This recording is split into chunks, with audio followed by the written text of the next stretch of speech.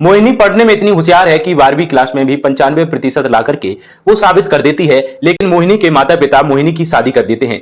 शादी हो जाती है, आईएएस की तैयारी करना चाहती है, ससुराल में जाती है। जिस दिन मोहिनी की सुहागरात है उसी दिन पति उसके साथ कुछ ऐसा व्यवहार करता है जिसकी वजह से मोहिनी खुश नहीं है। मोहिनी तलाक लेना चाहती है पति से और ये मामला कोर्ट में पहुंचता है। कोर्ट में जैसे ही पहुंचता है तो मोहिनी बोलती है, जज साहब मैं अपने पति के साथ नहीं रहना चाहती हूं।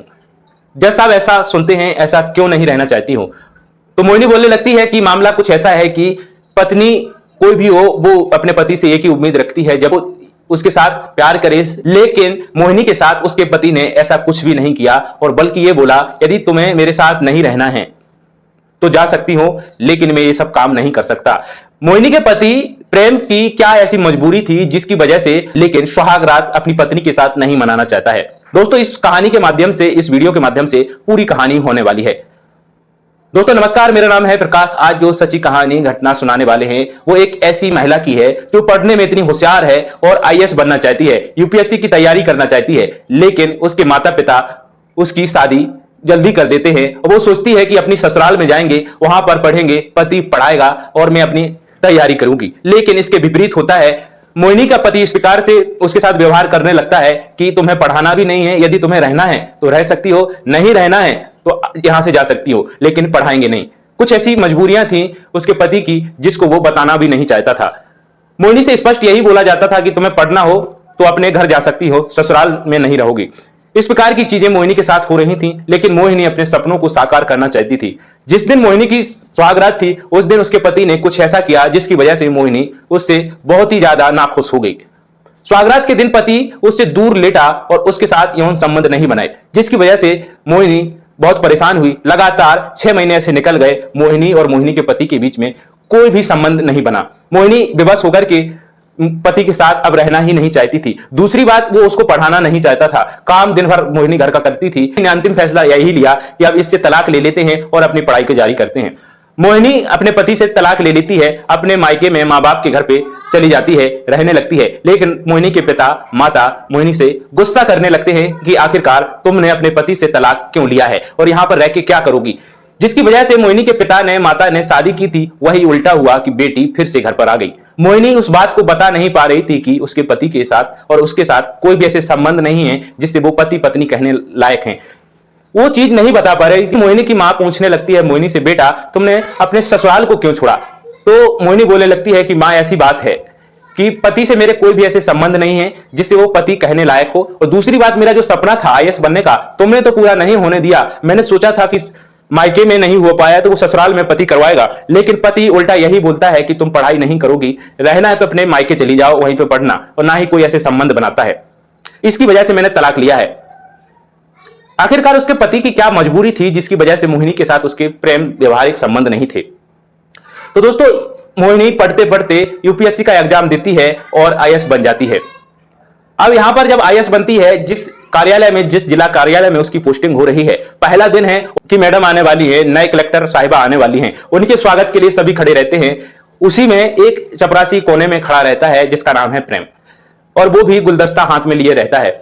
जैसे ही मोहिनी के ऊपर उसकी नजर पड़ती है तो वो सहम जाता है, गर्दन को नीचे कर लेता है और वहां से चला जाता है। इस प्रकार का व्यवहार देखकर चपरासी का मैडम को सही नहीं लगता है कि आखिरकार ये चपरासी है कैसा। सम्मान नहीं किया और वहां से चला गया।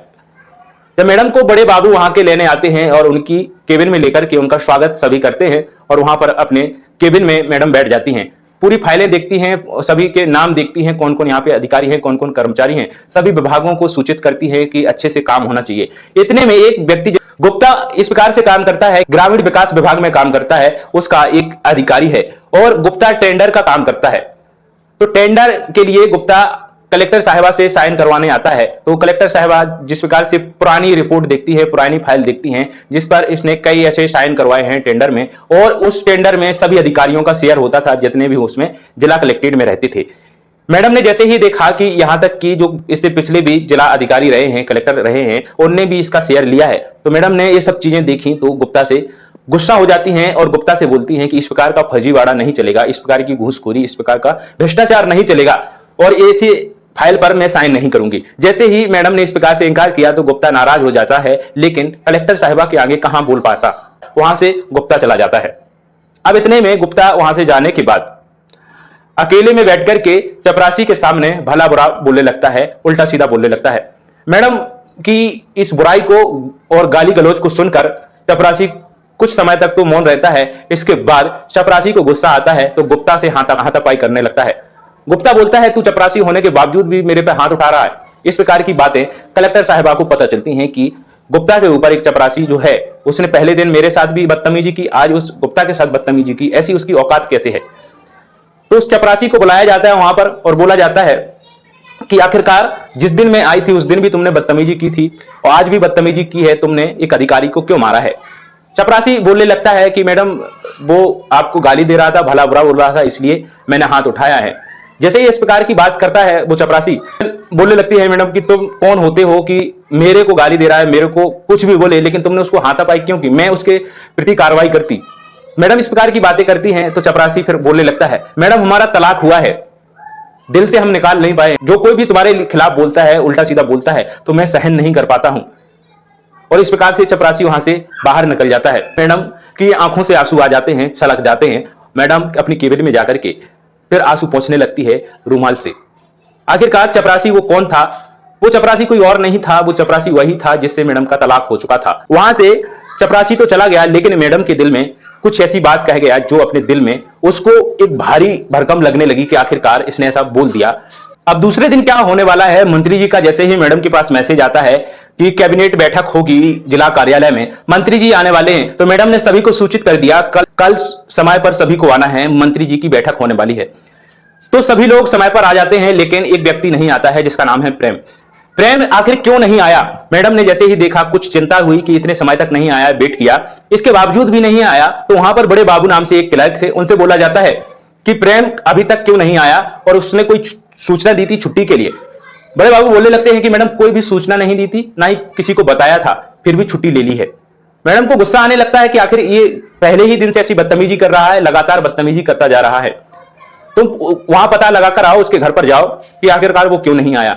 बड़े बाबू उसको तलाशने के लिए उसके घर पे जाते हैं तो ताला लगा हुआ है। पड़ोसियों से पूछा जाता है तो पड़ोसी बताते हैं कि उसके ऊपर किसी ने जानलेवा हमला किया है और कोई निजी अस्पताल में वो भर्ती हैं। इस प्रकार की बात जब बड़े बाबू आकर के मैडम से सुनाते हैं तो मैडम के पांव के नीचे से जमीन फिसल जाती है और मैडम तुरंत वहां से गाड़ी उठाकर बिना ड्राइवर के जाने लगती हैं। तो ऐसा देखकर बड़े बाबू बोलते हैं कि मैडम जी मंत्री जी आने वाले हैं, ऐसा करेंगी तो मंत्री जी खुश नहीं होंगे, मैं चला जाता हूं, आप यहां पर रहिए। तो मैडम बोलने लगती है तुम यहां पे रहो, मैं जाती हूं। और वहां पर आओ देखा ना ताओ देखा, मैडम ने गाड़ी उठाई, वहां पर अस्पताल में चली जाती है। अस्पताल में जैसे ही जाती है तो प्राइवेट अस्पताल है, जैसे ही अस्पताल में पता चलता है कि कलेक्टर साहिबा का आगमन हुआ है, बिना ड्राइवर के, ना कोई सिक्योरिटी है ना कुछ भी, तो सभी इस प्रकार से देखकर दंग रह जाते हैं और पूरी अस्पताल में जितनी भी अस्त व्यस्त व्यवस्था थी पूरी तरीके से होने लगती है। सभी अपना अपना काम करने लगते हैं और मैडम को देखकर सभी ने व्यवस्थित तरीके से काम करना शुरू कर दिया। मैडम को लिफ्ट से जाना था, लेकिन लिफ्ट आने में समय लग रहा था, तो मैडम ने सीढ़ियों से चढ़ना शुरू कर दिया। दौड़कर भागकर जाती हैं तो पता चलता है कि प्रेम यानी कलेक्ट्रेट का चपरासी आईसीयू में भर्ती है, सीरियस है। मैडम जैसे ही वहां पर पहुंचती हैं तो मैडम उसको देखकर रोने लगती हैं और मैडम अपनी आंखों से आंसू छलकाने लगती हैं। इस प्रकार से उसकी दशा को देखकर सभी रह गए कि आखिरकार मैडम रो क्यों रही हैं और कलेक्टर साहिबा रो क्यों रही हैं। जब पता चलता है कि ये व्यक्ति मैडम का कोई सगा संबंधी होगा तभी रो रही हैं। इस प्रकार से मैडम जाती हैं, उसके शरीर पर, पूरे शरीर पर पट्टी बंधी हुई है।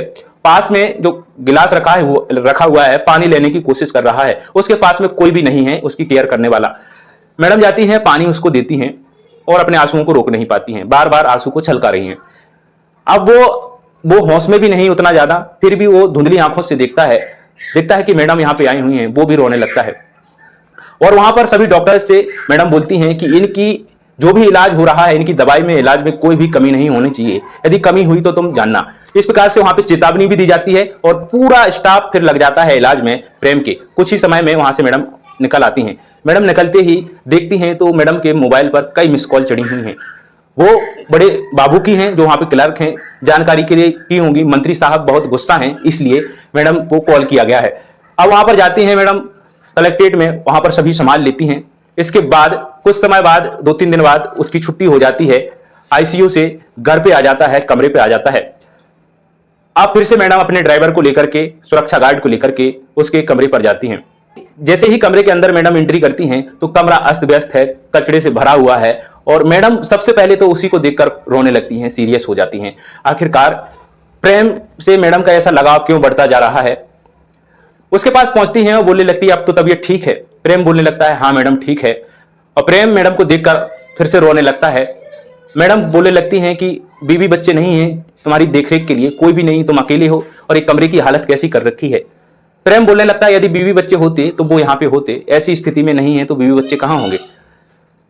तो मैडम की आंखों में फिर से आंसू आ जाते हैं और बोलने लगती हैं पहले ये बताओ कि तुमने मेरे साथ ऐसी व्यवहार क्यों किया था कि शादी भी की, शादी करने के बाद जो सुहाग रात होती है, हर एक पत्नी का सपना होता है कि पति उससे प्यार करे, लेकिन तुमने मेरे भाव नहीं दिखाया जिससे मैं तुम्हारे साथ रह सकती थी। दूसरी बात ये थी कि तुमने मेरे को पढ़ने क्यों नहीं दिया, ना ही पढ़ने के लिए बोलते थे, जिसकी वजह से मैं मजबूर होकर के तलाक ले लेती हूँ। आखिर ऐसी क्या मजबूरी थी कि तुमने ये सब व्यवहार किया। पत्नी पति से चाहती क्या है, सभी बातें ऐसी कह रही है।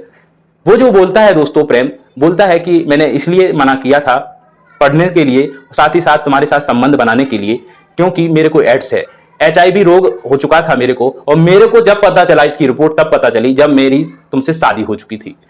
मैंने जांच करवाई थी तो तब तो मेरे को कुछ पता नहीं था, मेरे को लग रहा था हल्का बुखार है, और मेरी जब शादी हो गई, जब इसकी रिपोर्ट आई HIV पॉजिटिव हूं, जिसकी वजह से मैंने सोचा क्यों तुम्हारी जिंदगी को खराब करें, और मैं यही चाहता था कि पढ़ने में इतनी तेज है, मेरे साथ रहेगी, ये पढ़ तो जाएगी लेकिन वो पति का सुख नहीं भोग पाएगी, तो क्या मतलब मेरे साथ रहने से। मैंने इसलिए ये सब किया था, यही तुम्हारे सुख के लिए इस प्रकार की चीजें करता रहा, लेकिन तुमने उसको गलत समझा और मैं यही चाहता था कि तुम मुझसे तलाक ले लो, जिसकी वजह से तुम अपने आराम से जीवन को यापन कर सको, खुशी से रह सको। इस प्रकार की बातें सुनकर मैडम को फिर से बहुत ज्यादा ऐसा इमोशनल कर देता है प्रेम, क्योंकि एक दूसरे के गले में लग जाते हैं, लिपट जाते हैं, रोने लगते हैं। मैडम बोलती है कि तुमने मेरे को इतने हल्के में लिया है, मैंने तुमसे शादी की थी तो 7 जन्मों तक जीने के लिए की थी, लेकिन तुमने इतना मजबूर कर दिया कि मैं तुमसे अलग हो गई। मैं अभी भी तुम्हें भूल नहीं पाई हूं और ना ही मैंने शादी की है। मैं तुम्हारे बिना नहीं रह सकती थी, बस यही सोचती थी कि जब भी मिलेंगे तो हम फिर से शादी कर लेंगे, लेकिन तुम्हारे बारे में मैं जानना चाहती थी कि क्या ऐसी आखिरकार मजबूरी थी